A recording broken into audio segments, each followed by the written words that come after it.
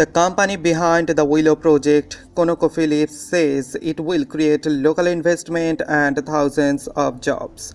But the $8 billion proposal faced a torrent of online activism in recent weeks, particularly among youth activists on TikTok. Opponents argued it should be halted over its climate and wildlife impacts. Located on Alaska's remote North Slope, it is the largest oil development in the region for decades and could produce up to 180,000 barrels of oil a day. According to US Bureau of Land Management estimates, that means it will generate up to 278 million metric tons of CO2e over its 30-year lifetime, the equivalent of adding 2 million cars to US roads every year. CO2e is a unit used to express the climate impact of all greenhouse gases together, as if they were all emitted as carbon dioxide. Monday's announcement will allow only 3 drill sites for the project instead of the 5 that were initially proposed, a compromise of sorts with anti-Willow activists. The approval also comes one day after the Biden administration imposed limits on oil and gas drilling in 16 million acres of Alaska and the Arctic Ocean. Environmentalists had argued Willow is inconsistent with President Biden's pledges to lead on climate action. More than 1 million letters of protest were written to the White House, and a Change.org petition calling for Willow to be halted drew more than 3 million signatures. It's the wrong move and will be a disaster for wildlife, lands, communities, and our climate, environmental charity Sierra Club said on Monday. Sonny Ack, a young Inuit activist from Alaska who campaigned against Willow, said the development would lock in Arctic oil and gas extraction for another 30 years and catalyst future oil expansion in the Arctic. While out-of-state executives take in record profits, local residents are left to contend with the detrimental impacts of being surrounded by massive drilling operations, he said.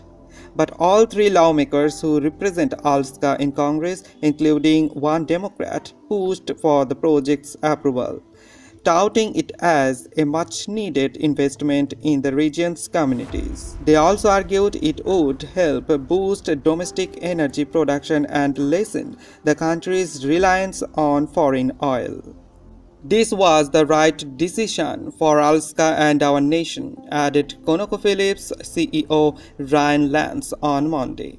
The U.S. energy giant, which is already Alaska's largest crude oil producer, will enhance energy security, create good union jobs, and provide benefits to Alaska Native communities, he also added. Now the question is, why has a president who has embraced strong action on climate change just approved a project dubbed a carbon bomb? It's because Willow is all about politics and the law, and not the environment. As the candidate Joe Biden promised no more drilling on federal lands, period. But under pressure from the courts last year, he authorized plans to sell new drilling leases. Similar pressure from the courts could be at play again. The Biden administration is obviously aware that, from a purely climate perspective, the project can't really be satisfied. So they have tried to balance the approval with new bans on oil and gas leasing in the Arctic Ocean. But most environmentalists are not buying that trade-off.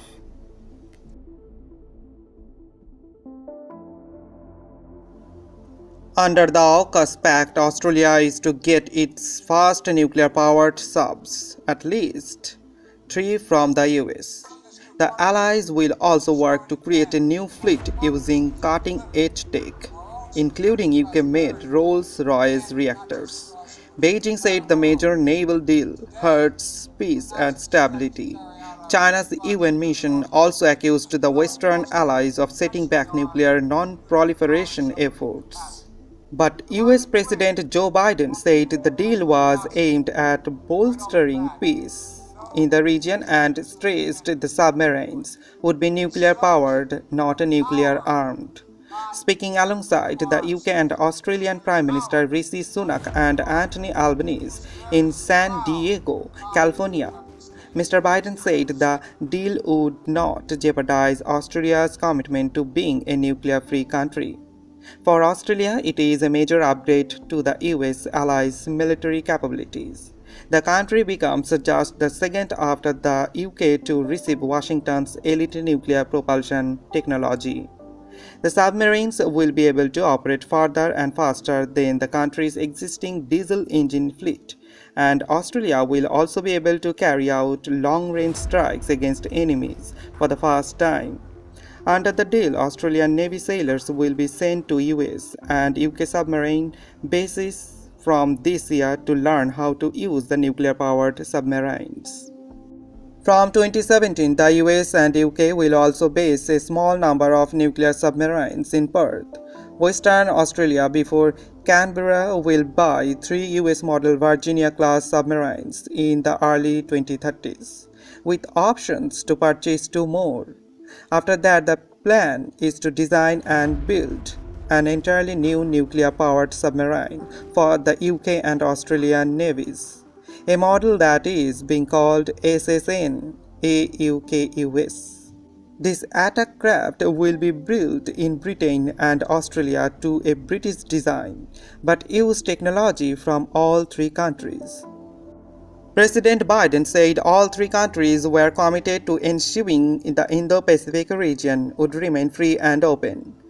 Forging this new partnership, we are showing again how democrats can deliver our own security and prosperity, not just for us, but for the entire world, he also added. He also pledged a $4.6 billion to expanding the US submarine construction capacity and improving maintenance of its current nuclear-powered Virginia-class submarines. Australia's PM said the plan, which will cost Canberra up to $368 billion over 30 years, marked the biggest single investment in Australia's defense capability in all of its history. Anthony Albanese said building the submarines in Australian shipyards would also create thousands of local jobs.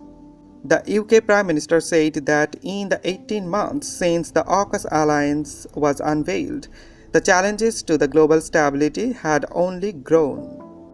Russia's illegal invasion of Ukraine, China's growing assertiveness, the destabilizing behavior of Iran and North Korea all threaten to create a world confident by danger, disorder and division, Mr. Sunak said.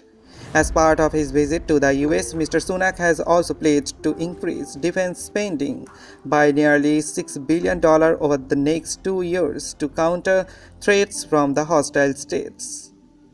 The AUKUS security alliance, announced in November 2021, has repeatedly drawn criticism from China. Beijing's foreign ministry last week reiterated its position that the pact risked creating an arms race. But the 3 Western countries say the security drill is aimed at shoring up stability in the Indo-Pacific. While all 3 leaders have stressed how the deal will strengthen their cooperation, it hasn't been without its political fallout. In 2021, Australia scrapped a multi-million-dollar diesel-powered submarine agreement with France in favor of trilateral agreement, causing a political rift with Paris. Australia also faces a delicate diplomatic situation with China, its largest trading partner. Analysts say the question will be whether it can continue to strengthen its military ties with the US, while fostering commercial ties with Beijing.